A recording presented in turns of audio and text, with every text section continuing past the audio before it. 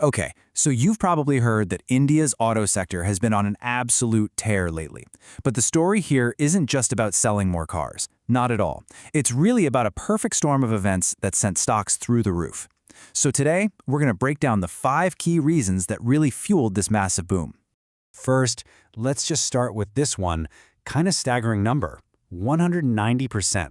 I mean, in just 5 years, the auto sector delivered returns of nearly 190%. To put that into perspective, that performance made it one of the absolute best performing sectors in the entire market. Just incredible. So that leads to the really obvious question, right? Why? What on earth happened to cause a surge like that? How did all the pieces fall into place so perfectly?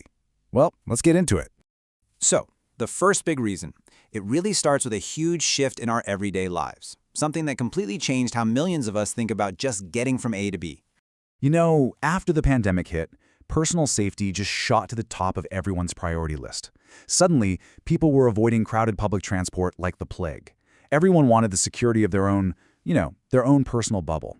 And this created a massive, massive surge in demand for cars and two-wheelers. It wasn't a luxury anymore. For a lot of people, it really felt like a necessity.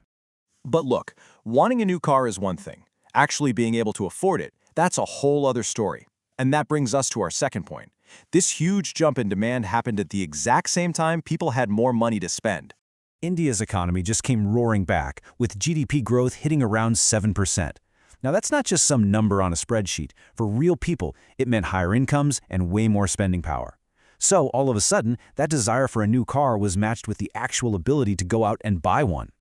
Now, our third reason moves beyond just the sales happening right now and looks to the future.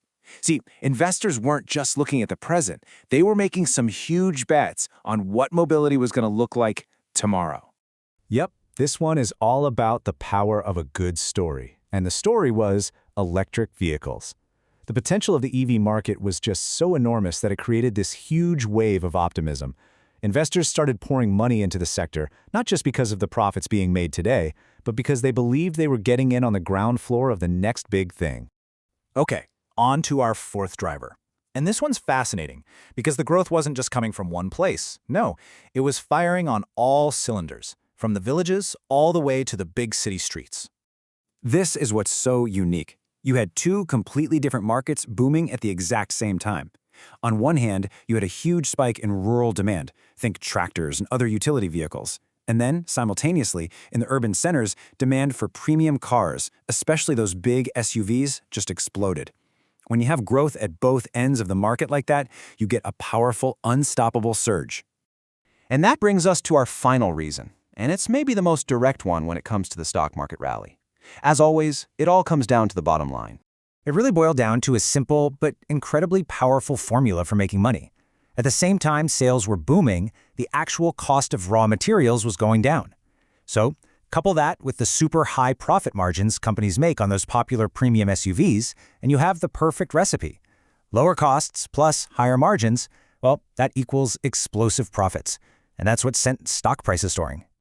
So, there you have it. A shift in how we travel, the stronger economy, the hype around EVs, demand from 2 different markets at once, and killer profit margins. It all came together to create a true perfect storm. But as we all know, perfect storms don't last forever. So the real question now is, as things start to get back to normal, can this incredible momentum possibly continue?